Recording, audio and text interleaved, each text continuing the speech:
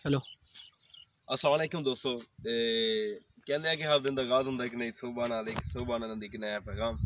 जी अज का मैसेज है पैगाम है कि बाज़ का अक्सर पिंडा ते माशाअल्लाह सुबह तो सूरज हर रोज़ देखने नसीब होंगे। शहरों में अक्सर किसी किसी बंदे नूं सूरज नसीब होंगे है देखने वास्ते।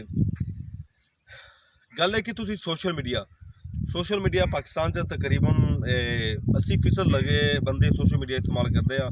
उन्हें न्यूज़ खबरां कोई होर चीज़ नहीं इस्तेमाल करते जिन्ना कोई बुक वगैरह जिन्ना कि सोशल मीडिया इस्तेमाल किया जाता है।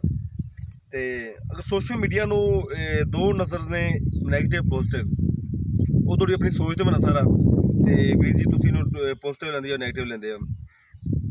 गल है कि टिकटॉक एक ऐप है से अगर अच्छा ऐप है अगर इनू समझा जाए इनू अगर उस वीडियो बनाई जावन तो एक बहुत बड़ा थोड़ा पैगाम है ये दिता जा सकता है। तुसी अपना पैगाम अपना मैसेज दे सकते हो।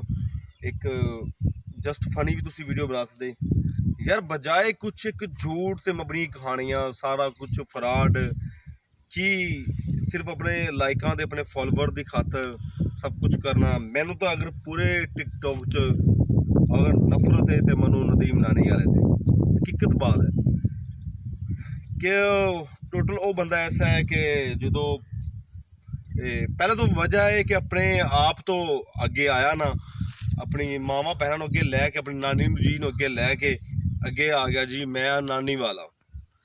यार अगर पहचान बनानी तो अपनी बना यार क्या नानी की पहचान जी रहा मैं नानी वाला। अच्छा दूसरी गल है कि वो जो बंदा वेंदा एक फेम का जोड़ा ठीक है तेरे को पैसा है जायदाद हैगी है तू मेहनत नहीं वेख्या कि तू किसी को दे रहा होवे किसी गरीबों को किसी माड़े बंदे जेड़ा बंदा दिखता है कि जिंदा अकाउंट ग्रोथ कर रहा है अगे जा रहा है नाल ही उन्होंने अपने नाल कॉल अपने दोस्तों दूसरे नंबर पर जोड़ा दूसरे बहुत ही वाले समझी ए दो कैटागरी सब तो नीच इंसान। मैं तो इन्होंने नालों शमशेर बटी 100% अच्छा है।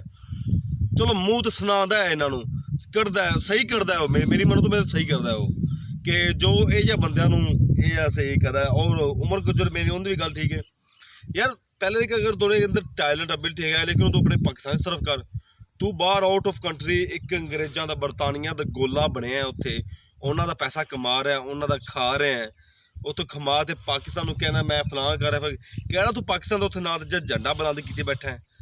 अगर लोगों को हर रोज कहना मैं तेरे प्राइम मिनिस्टर बना टिकटॉक तेरे बाप दी आ तेरे प्यो दी आ टिकटॉक या तेरी नानी दी आ टिकटॉक। मैनू अज तक कदे किसी ने मैं कदे नहीं कढ़िया पर तेनों मैं कहां दा कि बहुत ही बगैर तो घटिया नस्ल का इंसान है तू कि तू प्राइम मिनिस्टर बनाने वाला तू फलां करने वाला तेरे बाप के टिकटॉक ने जा मेरी टिकटॉक है तू ब्लॉक कर ले है कर ले जा जरा तेरी औकात तू मैं विखा दे मैनू। तो एवें गलत पावा ओ दूसरा थोड़ा मुंडा अली आ रहा अगे अली नू मतलब नाल अटैच कर ले तेन आईफोन देना तो भाई टिकट देना है। और यार तू किन्ने लोगों टिकटा देना है तू किन्ने लोगों का अप्रोच करना तू वड्डा रहा तू मामे खां तू इंतहाई एक घटिया गंदी नस्ल का कीड़ा है और बाहर की दुनिया का गोला है और गुलाम है तो इंशाल्लाह गुलामी रवेगा। तो दूसरी गल है कि वीर जी ऐसे लोगों ऐसे बंदों कोई सपोर्ट ना की करो यार दोस्तों कि चंद फैन फॉलोवर लाइक की खातर अपने आप को इन्ना करा लेंगे कि कुछ दूसरे बंदे दे भी है मतलब इल्जाम तराशी कर लगे को नहीं वेंदे। तो कुछ फैन फॉलोइंग इन्हों की हैगी है जो ग्रुप बंदी बनाया अगर फॉर एग्जाम्पल कोई इन्होंने खिलाफ गल करता है ना उधर एक सारे सब्जी वाले ये होर जोड़े है जिन्हें भी बड़े बड़े है सारे एक ग्रुप आ मौलवी उस्मान भी बिचे वो भी इन्हें कोई लैदा है वो भी कोई कैटागरी का है। ये सारे जो ग्रुप बनाते अगले बंदे रिपोर्टा मारते जो अकाउंट है कल अकाउंट ब्लॉक मतलब सॉरी ब्लॉक ही कर सकते हैं। लेकिन मैंने इन्होंने अकाउंट का नहीं डर है मैंने अकाउंट अज नहीं थी कल नहीं परसों नहीं थी एक दिन ऐप बंद हो जाता फायदा की। लेकिन असी साढ़ा जो अपना टैलेंट है ना तो वह कदे खत्म नहीं होगा। इन्होंने अंदर की टैलेंट है झूठ लेकिन वो झूठ तो झूठ ही होंगे। एक दिन की 100 सुनार की एक लोहार की वो साफ पंजाबियों झूठ एक दिन खत्म हो जाना है। एक जो हक और बातल की जंग होंगी है तो उन्हें हक न फतह होती बातल शिकस्त होंगी है। तो इहदे नाल ही दोस्तों कि मैं ये कहना चाहना कि ਕੁਛ ਇਹਨਾਂ ਦੀ ਗੱਲਾਂ ਨਾਲ ਇਹਨਾਂ ਦੀਆਂ ਗੱਲਾਂ ਨੂੰ ਤੁਸੀਂ ਵੈਸੇ ਅਵਾਇਡ ਕੀਤਾ ਕਰੋ।